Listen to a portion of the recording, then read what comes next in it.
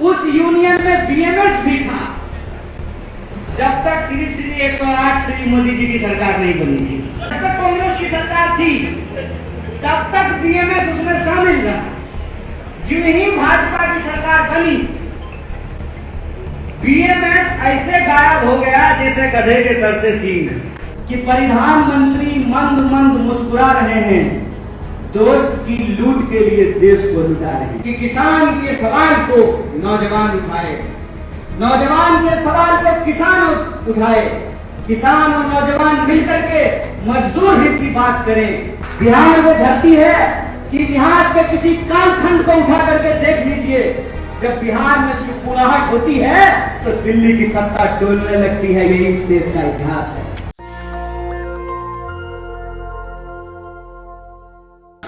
अमूमन ये देखने को मिला है कि जो मास ऑर्गेनाइजेशन होता है वो राजनीतिक दल से एक तय दूरी का पालन करते हैं।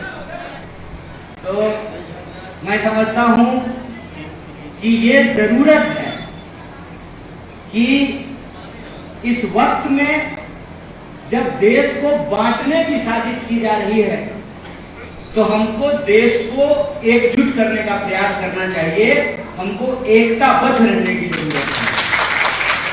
तो अपनी एकता प्रदर्शित करते हुए, सम्मानित मंच का आभार व्यक्त करते हुए, आप सभी साथियों ने मुझे यहां आने का मौका दिया।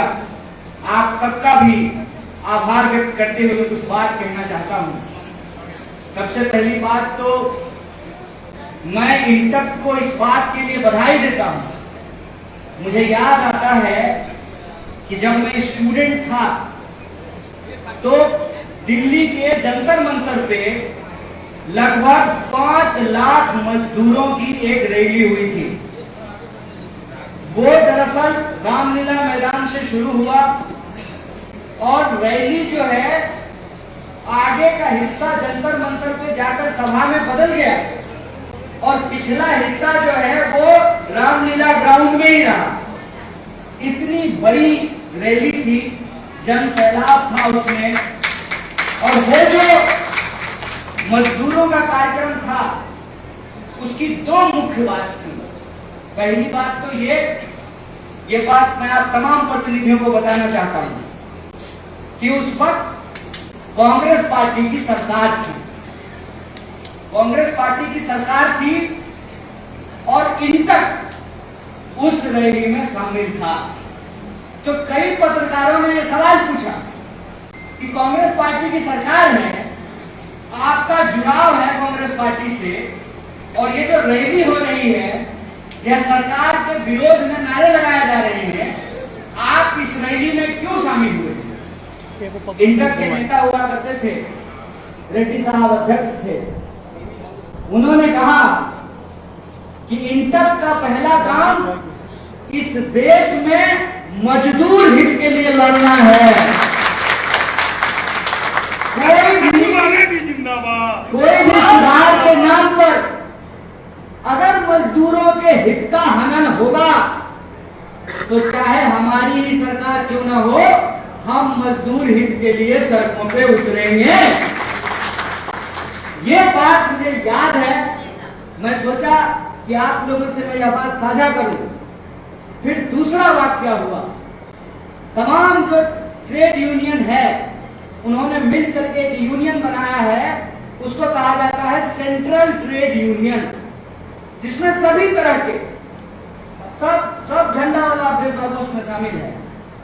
और मजेदार बात जान लीजिए, उस यूनियन में बीएमएस भी था जब तक श्री 108 श्री मोदी जी की सरकार नहीं बनी थी।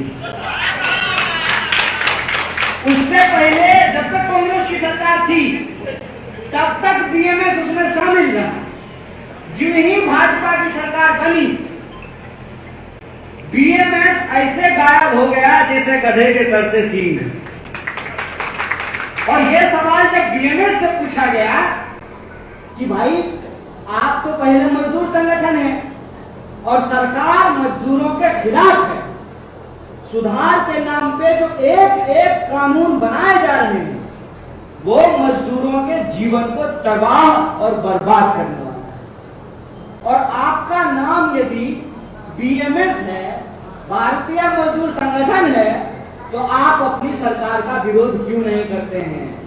तो हमने कहा ये हिम्मत इंटक में है, बीएमएस में नहीं है। ये बात हम लोगों को समझना होगा कि मास फ्रंट की जरूरत क्यों होती है। सरकार में जब आप जाते हैं तो आपकी कई सारी प्रतिबद्धताएं होती हैं, आपकी कई सारी मजबूरियां होती हैं। आपको मालिक को भी खुश रखना है और आपको मजदूर को भी खुश रखना है। बताइए, घोड़ा और घास को एक साथ खुश रखा जा सकता है संभव? नहीं रखा जा सकता है ना। तो संगठन तो घास के लिए बना है ना, संगठन तो कमजोरों को न्याय दिलाने के लिए बनता है ना, यूनियन तो शोषण के खिलाफ बनेगा ना। इसीलिए यूनियन की पहली प्राथमिकता है कि वो जिसका यूनियन है, अगर मजदूर यूनियन है तो मजदूर ही प्रथम होगा, अगर किसान यूनियन है तो किसान यूनियन हित प्रथम होगा, और अगर महिला यूनियन है तो महिला हित प्रथम होगा, और अगर विद्यार्थी यूनियन है तो विद्यार्थी हित प्रथम होगा। इसी सिद्धांत पे यूनियन को चलाना चाहिए। और दूसरी बड़ी इंटरेस्टिंग बात जो मैं आपसे साझा करना चाहता हूं कि ये बात मैं पिछले तकरीबन 7 साल से बोल रहा हूं, और मैं जिस भी सभा में जाता हूं मैं यही कहने की कोशिश करता हूं, जो मैंने कहा कि ये अलग अलग होने का जरूरत नहीं है। जिस बात का प्रतीक हमारा राष्ट्रीय ध्वज है, जिसमें सभी रंगों को समाहित किया गया है, वैसे ही आज इस देश की राष्ट्रीयता की रक्षा के लिए, इस देश के लोगों की सुरक्षा के लिए, इस देश के आम आवाम की हित के लिए, सामाजिक आर्थिक न्याय के लिए आज अलग अलग नहीं, एकजुट होने की जरूरत है, आज इकट्ठा होने की जरूरत है। और जब हम एकता की बात करते हैं तो एक बात हमको समझनी होगी कि किसान का लड़ाई सिर्फ किसान का लड़ाई नहीं है, जवान का लड़ाई सिर्फ जवान का लड़ाई नहीं है, मजदूर का लड़ाई सिर्फ मजदूर का लड़ाई नहीं है। और स्थिति तो ये हो गई है, हमारे आदरणीय प्रधानमंत्री जी ने, हमने अभी प्रेस वार्ता में कहा कि प्रधानमंत्री मंद मंद मुस्कुरा रहे हैं, दोस्त की लूट के लिए देश को लुटा रहे हैं। स्थिति आज ये हो गई है कि व्यापारियों का हित भी सुरक्षित नहीं है।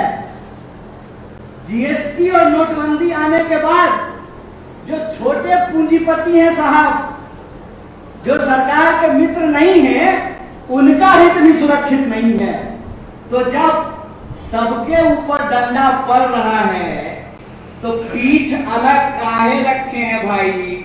जब शोषण का डंडा एक है तो शोषितों की पीठ भी इकट्ठी होनी चाहिए। इस बात को याद रखिएगा, इस बात को याद रखिएगा कि आज इस बात की जरूरत है कि किसान के सवाल को नौजवान उठाए, नौजवान के सवाल को किसान उठाए, किसान और नौजवान मिलकर के मजदूर हित की बात करें। मजदूर इस देश के अंदर जो आर्थिक लूट है उसके खिलाफ अपनी आवाज को बुलंद करें, वो आदिवासियों और दलितों और महिलाओं के पक्ष में बोले। आज इस बात की जरूरत है। अगर हम ये एकता बनाने में कामयाब होते हैं तो इस बात को याद रखिएगा कि हम वही इतिहास दोहराएंगे जो इतिहास इस देश में डॉक्टर बाबा साहब भीमराव अंबेडकर, महात्मा गांधी, पंडित जवाहरलाल नेहरू, सुभाष चंद्र बोस, मौलाना अबुल कलाम आजाद, सरोजनी नायडू, मौलाना मजदूर हक, डॉक्टर श्री कृष्ण सिंह, अनुग्रह नारायण सिंह, ये जो तमाम लेगेसी है, उस लेगेसी को हम जिंदा कर सकते हैं। इसीलिए आप तमाम मजदूर साथियों से इस बात का हम आग्रह करते हैं, ये वक्त देश को बचाने का वक्त है। इस बात को याद रखिएगा। ये लड़ाई इस मुल्क में दो आवाजों के बीच में छिड़ी है। एक आवाज है जो इस देश को बचाना चाहता है, दूसरी वो ताकत है जो इस देश को बेचना चाहता है। और हमको इस बात का गर्व है कि हम देश को बचाने वाली आवाज के साथ खड़े हैं। हम राहुल गांधी के साथ खड़े हैं। हमको ईडी का डर नहीं लगता है भाई साहब, जेल का डर नहीं लगता है। देख लिया है हमने आपकी जेल को, जगह है कितनी जेल में तेरे, देख लिया है, देखेंगे। हम तो घूम करके भी आए हैं। देश बचाने के लिए जेल जाना, ईडी का सवाल का जवाब झेलना, ये बड़ी छोटी बात होती है। इस देश की आजादी के लिए नौजवान भगत सिंह हंसते हंसते फांसी के फंदे पे झूल गए थे। इस देश को बचाने के लिए हम तमाम लोगों को एकजुट होने की जरूरत है। और ये बिहार की धरती है, मैं बार बार इस बात को कहता हूं, ये बिहार की धरती है। बिहार के बारे में इतिहास बना है कि हम जब जब अपना आंख मीचते हैं ना, आंख खोलते ही नया सवेरा होता है। इस बात को याद रखिए। बिहार वो धरती है कि इतिहास के किसी कालखंड को उठा करके देख लीजिए, जब बिहार में सुकुराहट होती है तो दिल्ली की सत्ता डोलने लगती है। यही इस देश का इतिहास है।